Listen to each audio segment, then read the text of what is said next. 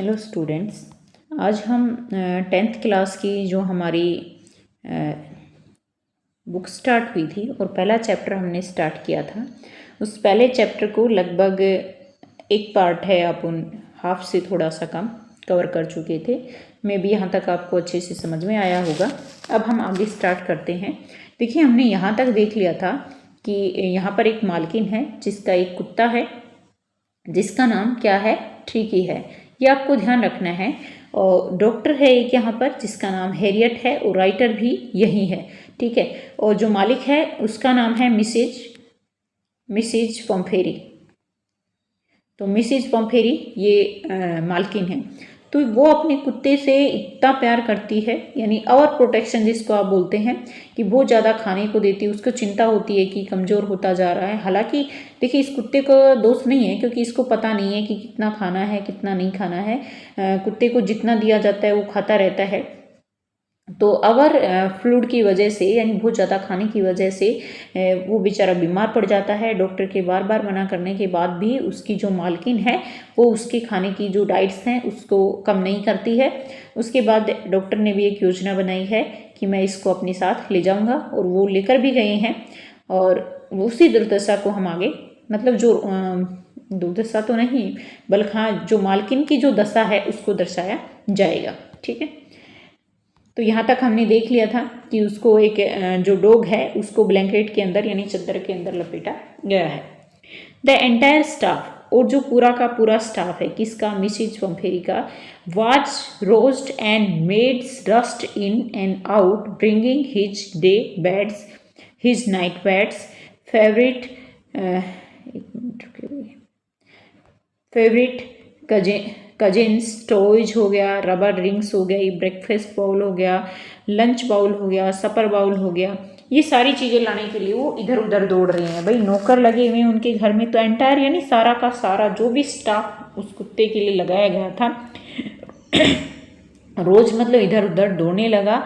Made जो नौकरानियां हैं, rust मतलब वो दौड़ रही हैं, इन एंड आउट कभी अंदर कभी बाहर, क्या करने के लिए, ब्रिंगिंग मतलब वो ला रही है, हिज डे बेड, दिन का बेड अलग था उस कुत्ते का, नाइट बेड उसके रात का बेड अलग था, फेवरेट कोजिन्स, जो भी उसकी फेवरेट चीज़ें थी वो सारी, टॉयज खिलौने थे, रबर रिंग थी, और ब्रेकफास्ट बाउल। अच्छा, ये बाउल का मतलब होता है प्याला जो होता है। ब्रेकफास्ट यानी सुबह का भोजन कहता है, और जो लंच है वो दोपहर वाला भोजन कहलाता है, और सपर का मतलब होता है जब शाम के समय दिन छिपने से पहले और रात होने से पहले, यानी थोड़ा सा अंधेरा जब आता है ना, दिन छिपता है उस समय, और उस समय जो भोजन किया जाता है वो सपर कहलाता है। ये आपको ध्यान रखना है, ठीक है। तो सपर बाउल था वो अलग था। तो तीनों बाउल है वो लाए जाते हैं।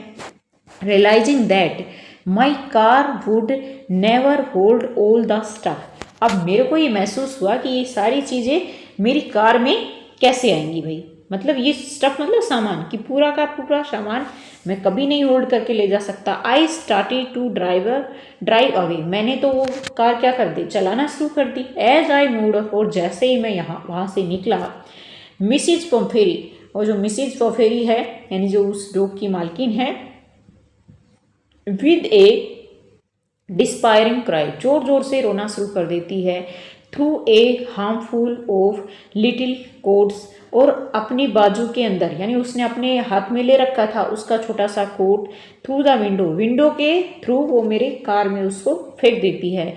I looked in the mirror, मैंने शीशे में देखा। भाई कार चल रही है, कार का मिरर है तो उसके अंदर उसने देखा। Before I turn the corner, जैसे ही मैंने कोने से मोड़ा, ऑफ ड्राइव यानी ड्राइव करके जब मैं कार ले जा रहा था और मैंने कोने से मोड़ा, एवरीबॉडी वाज इन टीयर्स, सबकी आंखों में क्या थे, आंसू थे। यानी जो भी उनके नौकर थे या फिर उसके जो भी स्टाफ उसने लगा रखा था उस कुत्ते के लिए, तो सभी रोने लगते हैं। आउट ऑन द रोड, और मैं जब रोड से बाहर निकला, आई ग्लैंस, तो मैंने देखा, डाउन नीचे की तरफ, at the pathetic little animals, उस बेचारे दुखदाई छोटे से जानवर की तरफ, gasping on that seat bye my side, यानी जो बैठा हुआ था मेरी बगल की जो सीट है उसके ऊपर वो बैठा हुआ था। आई पेटेड द हेड, मैंने उसका सर थपथपाया। Tricky made a brave effort to wag his tail, अब जो ट्रिकी है उसने भी बेचारे ने एफर्ट दिखाया, उस मतलब अपनी पूँछ हिलाकर एफर्ट दिखाया कि भाई वो इस चीज को स्वीकार करता है। पुअर ओल्ड डैड, बेचारा, बेचारा लैड मतलब यहाँ लैड वैसे लड़का होता है बट वहाँ कुत्ते को कहा गया है। आई सैड, मैंने कहा, बेचारा जानवर। You haven't a kick in you but I think I know A cure for you, कहते हैं यू हैवेंट ए किक, यानी आप नहीं जानते, इन यू बट आई थिंक, लेकिन मैं ये सोचता हूँ, I know A cure for you, कि मेरे पास आपका एक उपचार है। और वो कौन सा उपचार है आगे पता चलेगा अपन को। At the surgery the house hold dogs, अच्छा सर्जरी में जो घर के कुत्ते हैं, सर्ज अराउंड मी, मेरे चारों तरफ घूमने लगे। Tricky look down at the nosy pack, मतलब सूंघता हुआ उनकी तरफ देखता है। With dull eyes, dull eyes मतलब अपनी आंखें हैं वो उसकी बिल्कुल कमज़ोर हो रखी थी, यानी बुझी आंखों से वो उनको देखता है। एंड व्हेन पुट डाउन, और फिर वो नीचे बैठ जाता है। ले मोशनलेस, गतिहीन हो जाता है वो, यानी वो अपने उस वही जगह पे लेट जाता है गतिहीन होकर, ऑन द कारपेट, उस चटाई के ऊपर। द अदर डॉग्स, और दूसरे जो कुत्ते थे, आफ्टर स्निफिंग राउंड, यानी उसको सूंघ रही हैं, him for a few second, कुछ सेकेंड्स के लिए उन्होंने सूंघा। And decide he was an uninteresting object, और उन लोगों ने डिसाइड किया कि ये तो एक अरुचिकर वस्तु है, यानी जिसमें रुचि नहीं ली जा सकती, वो एक वस्तु है। एंड इग्नोर हिम, और फिर उसको वो इग्नोर करके चले गए।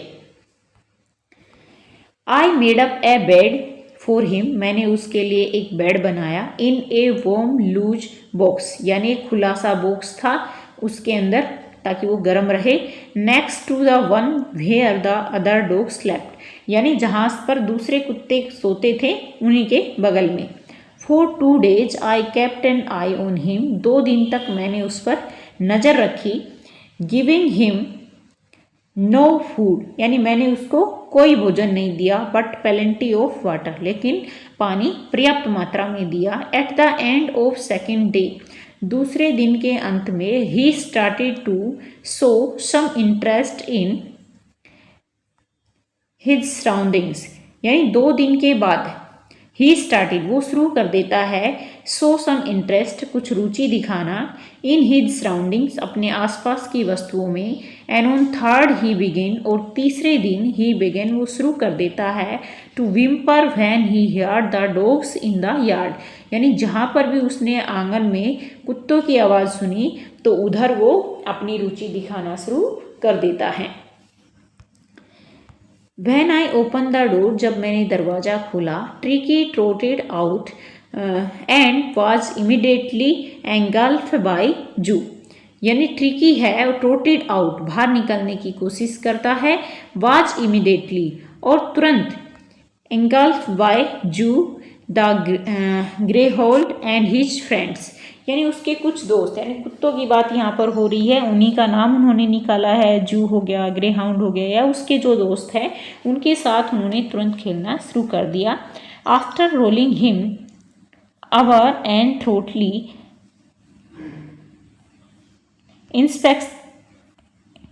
इंस्पेक्टिंग हिम, यानी मैंने भी उसको जो उसके सिर को है वो थपथपाया, यानी सहराया।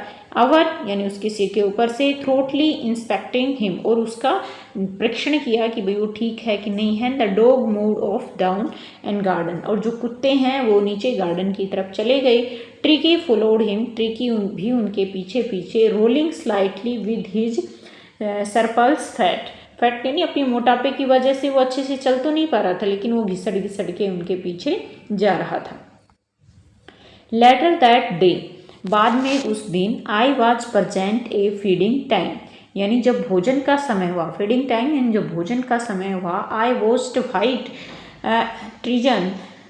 Tristan slop the food into the bowl. I watched, मैंने देखा कि White Tristan slopped the food, जब भोजन है वो परोस रहा था, इनटू द बाउल, उन प्यालों के अंदर, देयर वाज द यूजुअल हेडलॉन्ग रस, तो उसने भी बराबर दौड़ लगाई, followed by the sounds of high speed eating, यानी जो खाने की जो स्पीड थी वो भी उसने दर्शाई, मतलब जो अन्य कुत्ते थे उन सबको सार डाला जा रहा था तो उसने भी रुचि दर्शाई।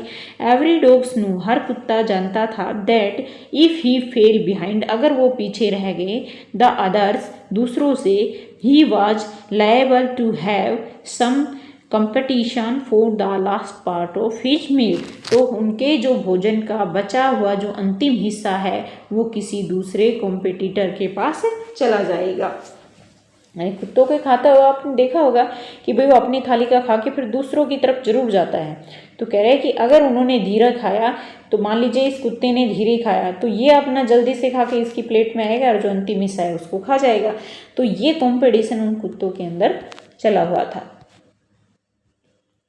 नेक्स्ट है, व्हेन दे हैड फिनिश, जब उन्होंने फिनिश कर दिया भोजन को, Tricky took a walk round the shining bowl, चमकती हुई, यानी जो बची हुई, चमकती हुई जो बाद में भाई शाइनिंग तो कर दी, सब कुत्तों ने साफ कर देते हैं प्लेट, तो उन प्लेटों की तरफ वो जाता है क्योंकि तब तक तो वह खड़ा हुआ देख रहा था। लिकिंग कोजुअली इनसाइड वन और टू ऑफ देम, यानी वो एक या दो को चाटता भी है। नेक्स्ट डे, अगले दिन, an extra bowl was put out, एक एक्स्ट्रा जो बाउल है वो भी रख दी गई फॉर हिम, उसके लिए। And I was pleased to see, और मैं देखने के लिए बड़ा उत्साहित था, हिम, उसे, jostling his way toward it, कि वो किस प्रकार से खाना खाता है।